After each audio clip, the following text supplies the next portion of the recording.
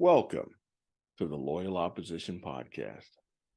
I'm Berney Flowers, one of Uncle Sam's wayward children. I believe that our country's best days are in front of us. But if we want those best days to come, we need to change the direction of the country before it's too late. On this podcast, I intend to talk about important topics every week from now on, in hopes of helping improve our country and our way of life. Please like, share, and subscribe. Times are odd right now. We have wars, rumors of wars, crime, disease, all sorts of challenges facing not only America, but Western civilization in general. I'm less interested in political ideology than I am in results. Americans are suffering in ways that are new and different, and we're not getting the results that we need and expect from our government. So, I'm going to talk about opportunities for our government and our society to do better. We must all put our differences aside and solve these problems.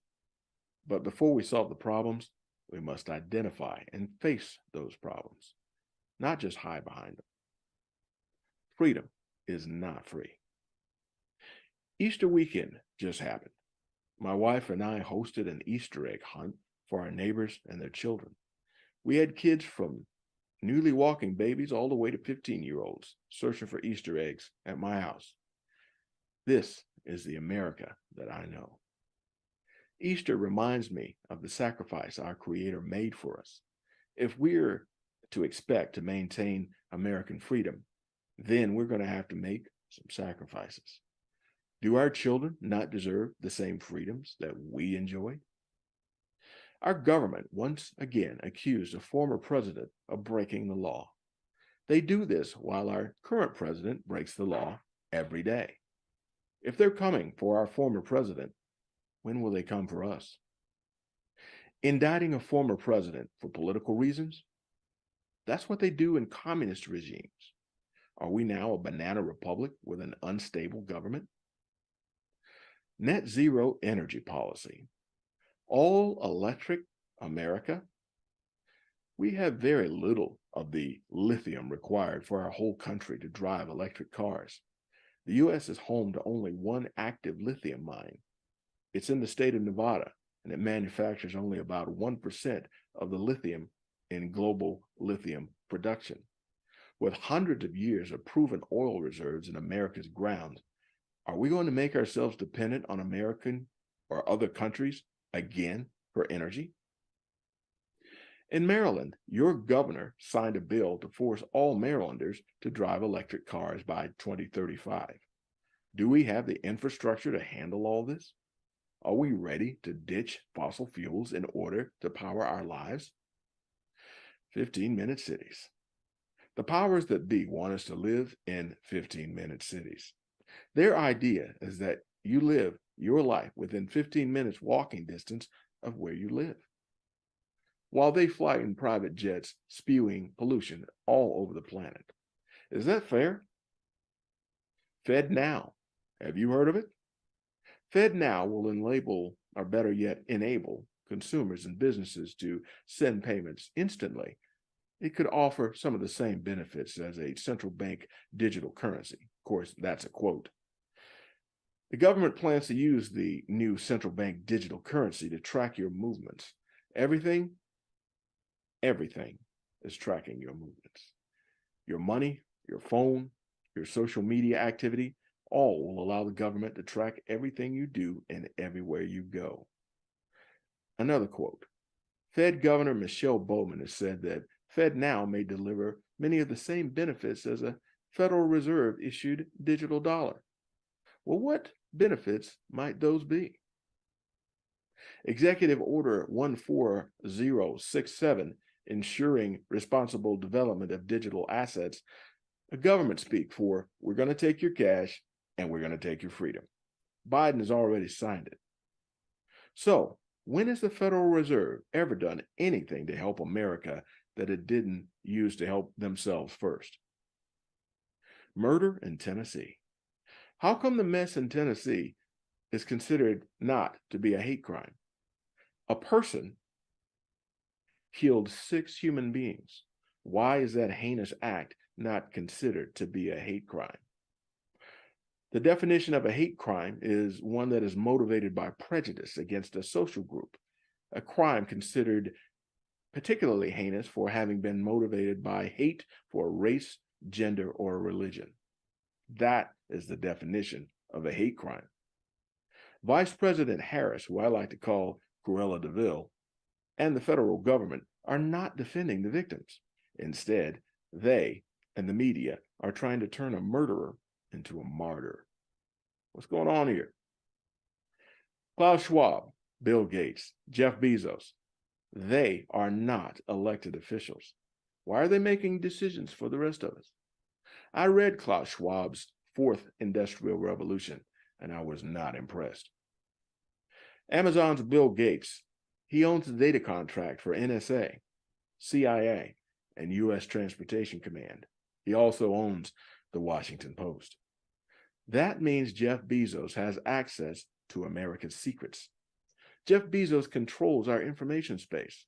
Did you know that? With all that access, he can monopolize and control most of what happens in this country. Are you good with that? The Southwest border crisis. I moved to DHS during my last posting for the Department of Defense. I served as DOD's liaison to the Department of Homeland Security headquarters, where I interfaced daily with Secretary Mayorkas and his senior staff. They were nice people who treated me well. The day that Secretary Mayorkas announced that he had COVID, I was in the elevator with him as he left for the day.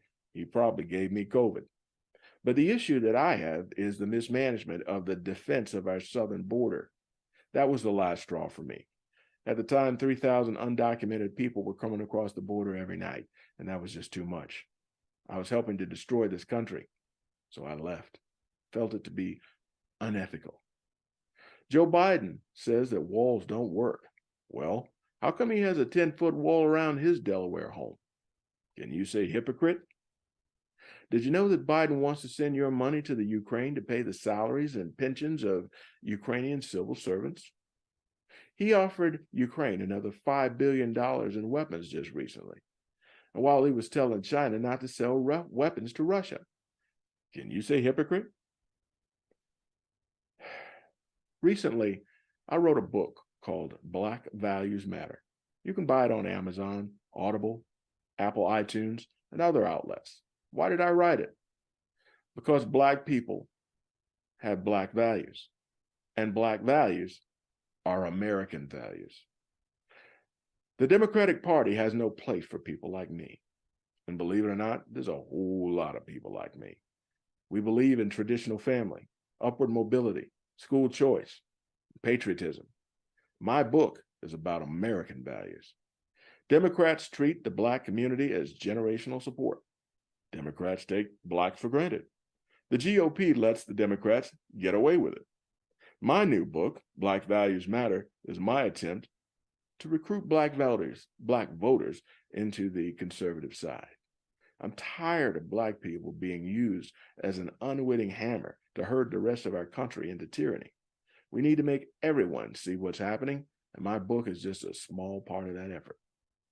Drag queen story time, failing inner cities, Black genocide, looming war, the usurping of the Black civil rights movement, crime spreading out to surrounding unit areas and municipalities. All that's not working for me. Somebody's got to do something about all this, and I was taught to lead, follow, or get out of the way. I'm pretty sure you feel the same way. Any of us could have been born in the Congo, digging lithium out of a mine for $1 a day, so some yuppie in the West can drive an electric car. But by the grace of God, our Creator, I was born in America. I'm an American first, last, and always. And that is why I wrote Black Values Matter. In summary, this podcast is the very first of a weekly series that I intend to produce in association with Liberty Arise Media and others. I ask that you like, share, and subscribe to this channel and to this podcast. And remember, it's okay to disagree, but at some point, we must insist on unity, transparency, and civility if we are to expect our country to survive and prosper. We are the loyal opposition. I'll see you next week.